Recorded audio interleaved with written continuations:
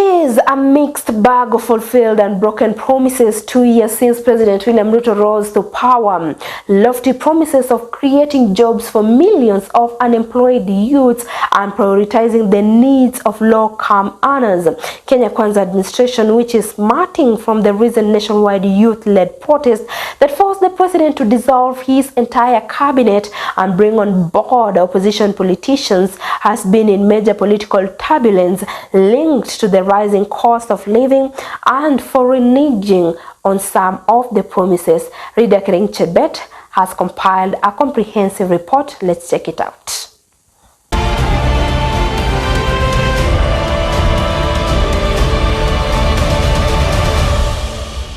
Of the people of Kenya. So help me God. So help me God. On September 13th, 2022, Kenyans witnessed the Kenya Kwanza administration's euphoric entry to power. The President, William Ruto, and his deputy, Rigathi Gachagua, took to the podium to take the solemn oath as the people at the helm of this country. The inauguration was a huge show in terms of numbers, clout, and above all, abundant promises and great expectations.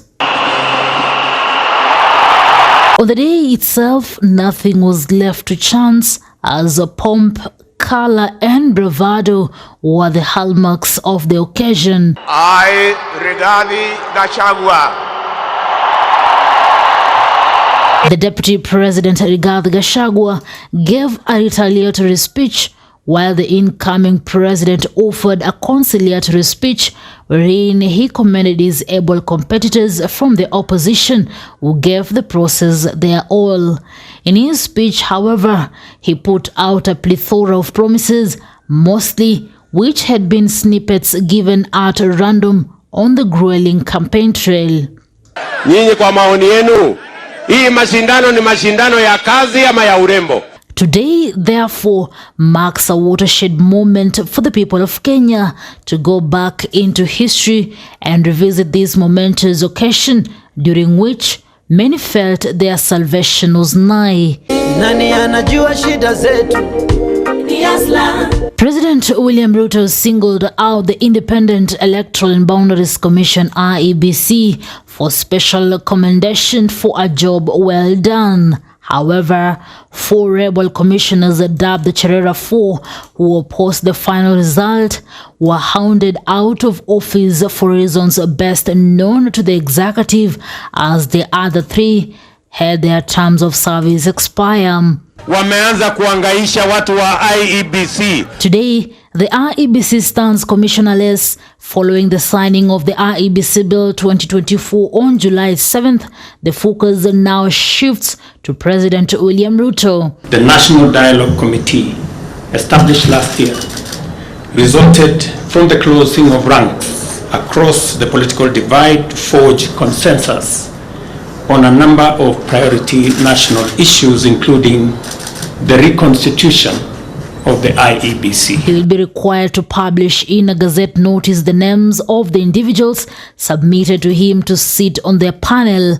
It remains to be seen how long the IEBC will take to conduct by-elections that occasioned the departure of 2 members of parliament from ODM who left the opposition benches for lofty ministerial positions in President Ruto's broad-based government. The country has gone without IEBC for a long time, and I take this opportunity to encourage those who have been making challenges in court to stall the process of having a selection panel for IEBC, to rethink their minds and give way for this noble cause. Some of the critical functions that have been affected include the following. 1, pending by-elections. We members of Uchaguzi note with concern that a number of electoral units have remained unrepresented for a period now because of the absence of members of County Assembly Ward and National Assembly. In the Judiciary, in his speech, President William Ruto chose to celebrate the judiciary for sustaining, quote, its tradition of boldly giving much-needed guidance and resolving grievances in sensitive, credible, and authoritative manner. The president, almost waxing lyrical, said the judiciary's articulation of the aspirations and standards enshrined in the Constitution has deepened the country's democracy and institutionalized the rule of law. However, these will be a far cry from the reality check scenario in 2024.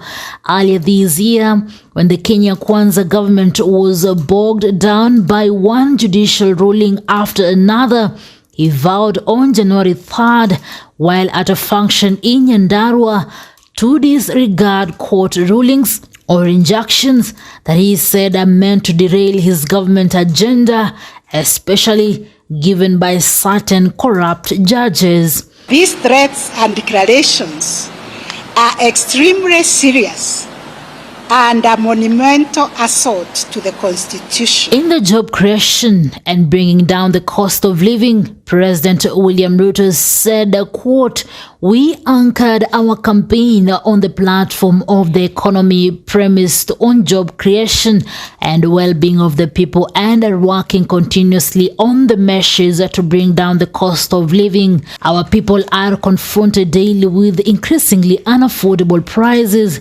especially food and transport. It calls for an urgent and decisive resolution," end of quote. The government has been unable to create meaningful work opportunities within the country and has resorted to trying to place Kenyans into menial jobs abroad. The manufacturing sector has shrunk further. Food and transport continue to be a challenge to many Kenyans who are weighing down by a barrage of new and increased taxes, government fees, and a poor performing economy, which has seen more private firms freeze employment, scale down operations, or wind up the firms altogether. Of course, the cost of doing business definitely has gone up in terms of licenses, permits, and obviously, generally, the economy is way more expensive. The president was very categorical when it comes to matters of subsidy. Strange as it sounded, he scrapped off the subsidies offered under the Jubilee administration, while governments all around the world offer subsidies to protect their citizens from high cost of living. President William Ruto, in his first major policy announcement, surprised many when he scrapped subsidies on maize meal and fossil fuel, which immediately increased the retail prices of petrol, diesel, and paraffin to an all-time high. The president was categorical that such subsidies do not help the masses, but rather just serve to enrich a few well-placed business entities. In addition to being very costly to the exchequer, President Ruto said consumption subsidy interventions are prone to abuse. They distort markets and create uncertainty, including artificial shortages of the very products being subsidized. He stated that he would rather subsidize production, which is the real driver of the cost of living. The head of state then embarked on subsidizing farm inputs, which he felt will over time bring down the cost of maize meals. Government of Kenya will make sure the Ministry of Agriculture is working round the clock to make sure that every farmer gets the requisite fertilizer before the season is over. The subsidy cuts as well as tax hikes in 2023 increased the living cost and contributed to violent anti-government protests. Towards the end of 2023, the government quietly resumed the fuel subsidy program to cushion the pump cost of fuel, which had crossed the 200 shillings mark to a liter. Umia sana. In fact, tangu Ruto achukue hii kiti uongozi ya president, maumivu ndio imekuwa mengi. Mheshimiwa Ruto alisema akiweka Biblia chini, unga inaanguka, gasi inaanguka, petroli inaanguka. Lakini baada ya siku 100 kuisha, akasema apewe mwaka moja. Kwa hivyo tumeona hii serikali ni serikali ya vitandawili. In the Hustler Fund, I now officially launch the Hustler Fund for the Republic of Kenya. On to Kenya Kwanza's pet topic, the president was ecstatic that the Hustler Fund was at last at hand to bring about the much-touted financial inclusion. This is the fund that is going to equalize all the people of Kenya. President William Ruto said the Hustler Fund will be dedicated to the capitalization of micro, small and medium-sized enterprises through chamas, SACCOs and cooperatives to make credit available on affordable terms that do not require collateral. Msituangushe, hizi pesa mchukue, msifanyie kazi na mlipe, kwa sababu mkikosa kulipa tutakwama. On Monday, 9th September 2024, a report came out detailing how over half of Hustler Fund borrowers had defaulted in payment, which totaled to over 11 billion shillings. I'm coming for you to make sure that you pay so that others can benefit, even yourself. Through the Finance Act 2023, the government introduced the affordable housing levy at 1.5% of every employer and employee's gross pay, but it was found unconstitutional by the High Court in November 2023. However, the government began the process afresh and enacted a new law fulfilling the requisite constitutional requirements that resulted in the Affordable Housing Act 2024. Nilisema tuko na mpango ya housing. Sasa msinikeuke hapa katikati, kwani mlikuwa mnafikiri hiyo housing ilikuwa ni siasa ya maneno ya kuongea tu porojo. Talking about the sector of education in the country, President William Ruto said talk on the CBC curriculum and particularly its implementation had crippled the country as a whole. Issues that have been identified by teachers, by parents, by students and other stakeholders can be subjected to a robust public conversation. It said the way forward was to form an education reform task force in the presidency.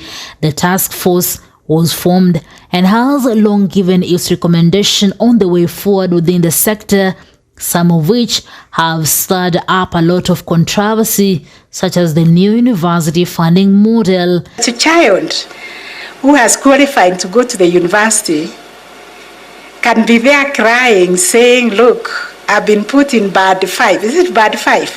When I ought to be in band 1, and therefore I cannot afford to go to the university. And when you follow, you find the person, the child of a well-to-do family has been put in band 1. We want to see that a vulnerable student is placed in band 1 where they exist. A student that has capacity to pay has to be placed in band 3. And I want to tell students that we are going to fight on. This is just a postponement of a matter that we are giving the government the last chance. For Maisha Prime, Maisha Television, I'm Rita Kirig Chibet.